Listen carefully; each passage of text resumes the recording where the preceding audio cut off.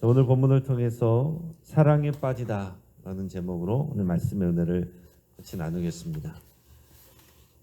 우리가 사랑에 빠지는 경험을 우리가 살아가면서 여러 번 하게 됩니다.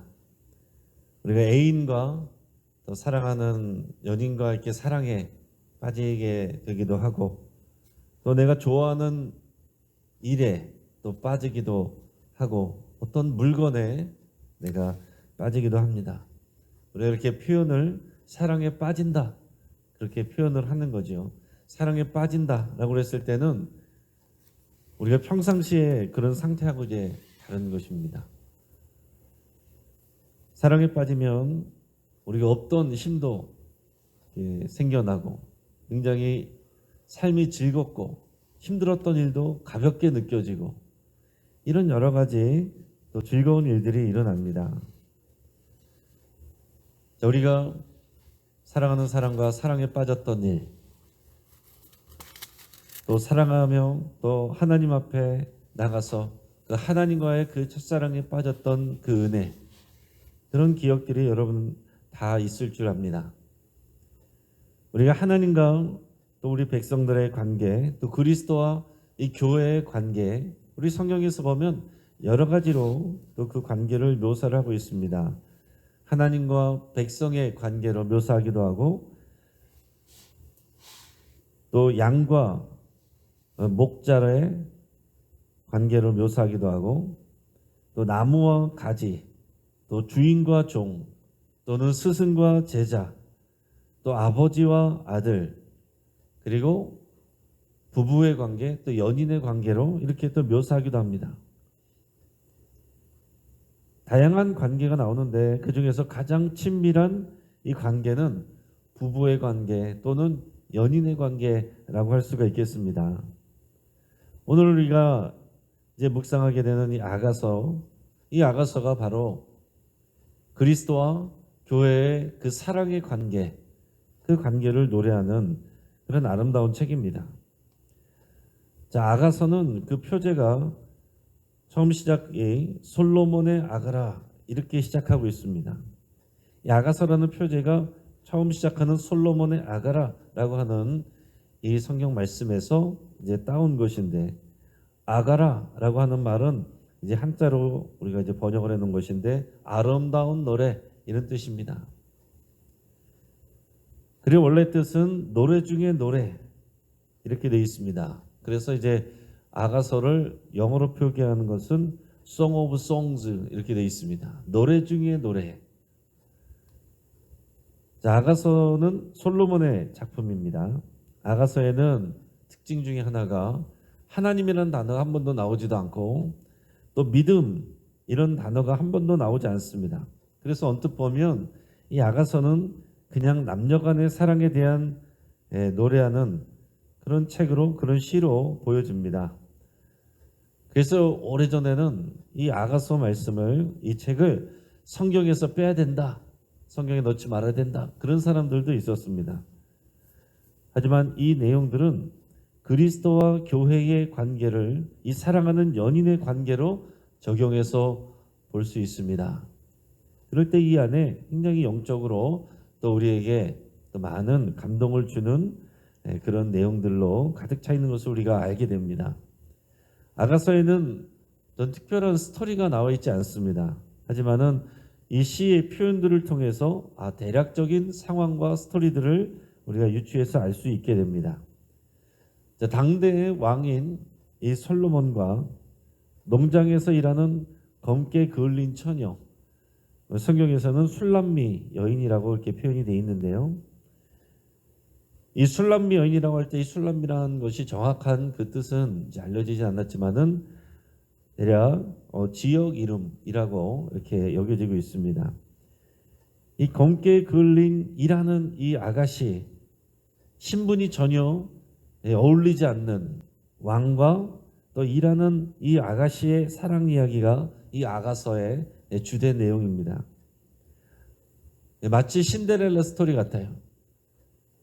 도저히 우리가 상식적으로는 우리가 매칭이 되지 않는, 신분을 뛰어넘는 그런 사랑 이야기고요. 그래서 서로에 대한 뜨겁고 깊은 사랑을 이 안에서 서로 노래하고 그 사랑이 점점 깊어졌다가 어느 순간에는 또 이제 냉각기가 있다가 다음에는 또 나중에는 그 위기를 넘어가서 더욱 견고하고 더욱 힘이 있어지는 그런 관계로 나가는 그런 전체적인 이제 그림을 가지고 있습니다. 그래서 우리가 아가서를 읽을 때는 이 처녀의 입장에서 또는 신부의 입장에서 읽어야 되겠습니다. 근데 아가서 말씀은 혼자서 그냥 읽기는 참 어려운 책입니다. 뭐 한글로 되어 있으니까 읽는 것은 뭐 어렵지 않지만 이것이 우리에게 이해가 되고 와닿기가 어려운 여러 가지가 이유가 있습니다. 자, 첫째는 노골적이고 대담한 이런 성적인 묘사를 담고 있습니다. 두 번째는 각 절마다 이게 누가 말하는 것인지 정확하게 구분하기가 쉽지가 않습니다. 이게 한 사람이 얘기하는 것 같은데 이게 신랑이 얘기하는 것일 수도 있고 신부가 얘기하는 것일 수도 있고 또 그의 주변 사람들, 친구들이 얘기하는 것일 수도 있습니다. 또 이것이 독백인지 대화인지 이게 구별하기도 쉽지가 않습니다. 그리고 세 번째로 혼자 읽기가 어려운 이유는 내용이 대부분 시로 되어 있고 또 비유와 은유적인 표현이 많습니다. 그래서 제대로 해석하지 않으면 내용이 그야말로 이제 삼천포로 빠질 수가 있어요. 네 번째로 아가서 해석에 대해서 학자에 따라서 주장이 다 틀리고 해석도 여러 가지입니다. 자, 이 부분은 신랑이 얘기한 거다, 신부가 얘기한 거다. 어느 정도 비슷한 부분들도 있지만은 다 서로 이 연구하고 발표하는 사람들마다 좀 다르기도 하고 해석도 또 다양하게 있기도 합니다. 이 몇 년 전에 이 아가서가 교회마다 상당한 인기리에 또 이제 가르쳐지기도 하고 각종 세미나도 많았습니다. 이 그리스도의 신부인 교회 그 관점에서 신부 영성이라는 말도 또 많이 사용되기도 했습니다. 자, 하지만 해석은 제각각이었어요. 그래서 우리가 아가서를 읽을 때 빠짐없이 다 이해하기보다 중요한 부분을 우리가 집중적으로 묵상하고 또 우리가 적용하는 것이 유익하겠습니다.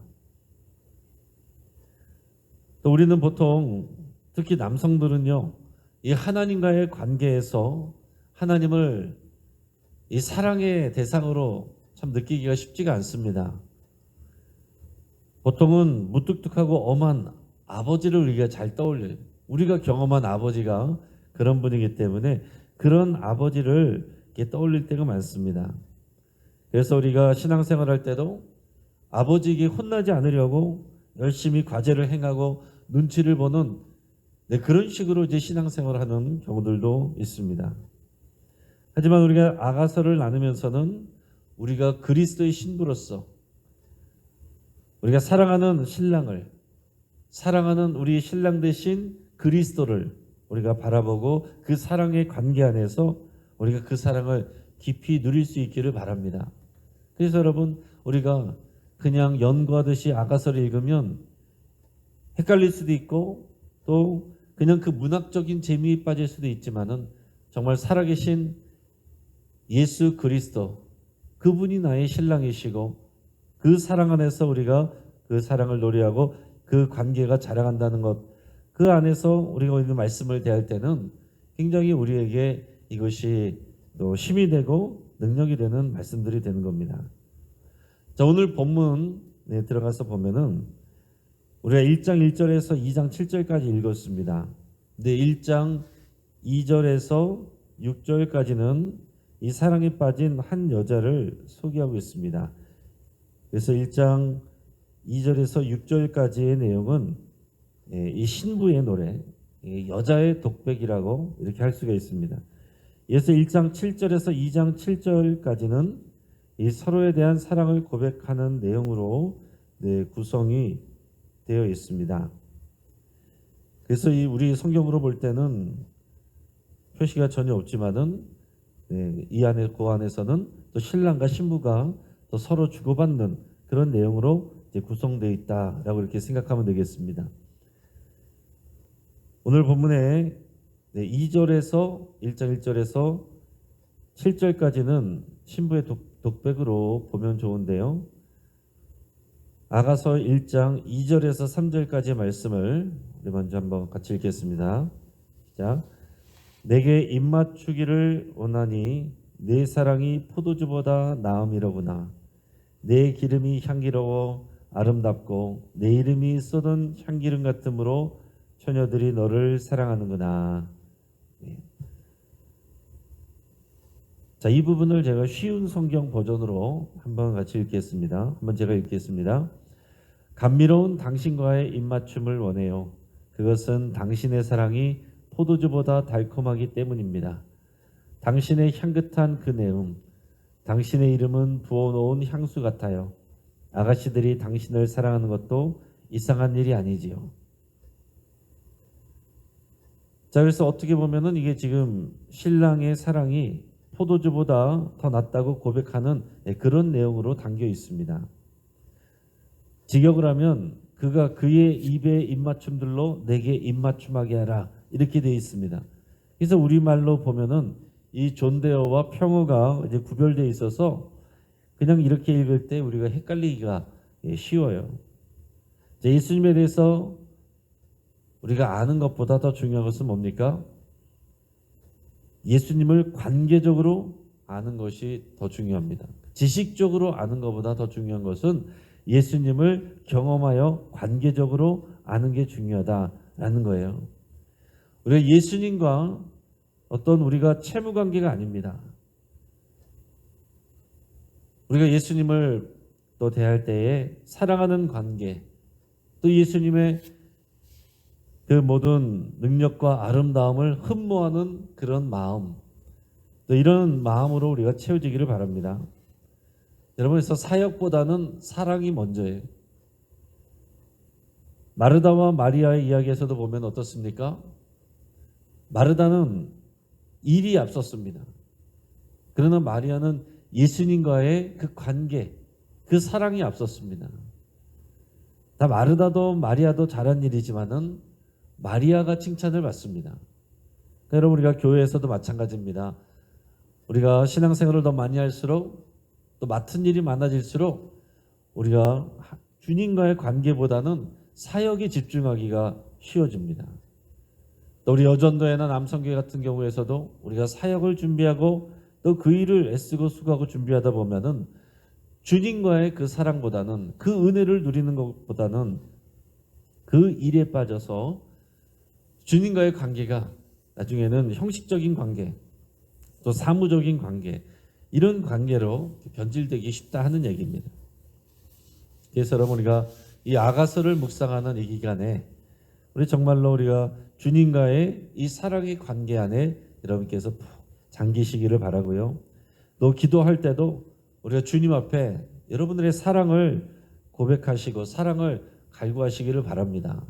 우리의 기도가 단순히 우리 필요를 아뢰드리고 그 필요를 얻어내는 그런 관계의 기도가 아니라 우리가 주님을 사랑하는 관계로서 주님의 아름다움을 노래하고 또 그 사랑을 누리는 그런 기도로 더 깊이 여러분 나갈 수 있기를 바랍니다. 오늘 아가서 1장 5절에서 6절까지 보면 이 여인이 자기를 소개하는 그런 내용입니다. 5절에서 6절 같이 읽겠습니다. 예루살렘 딸들아, 내가 비록 검으나 아름다우니 게달의 장막 같을지라도 솔로몬의 휘장과도 같구나. 내가 햇볕에 쬐어서 거무스름할지라도 흘겨보지 말 것은 내 어머니 아들들이 나에게 노하여 포도원 주기로 삼았음이라. 나의 포도원을 내가 지키지 못하였구나.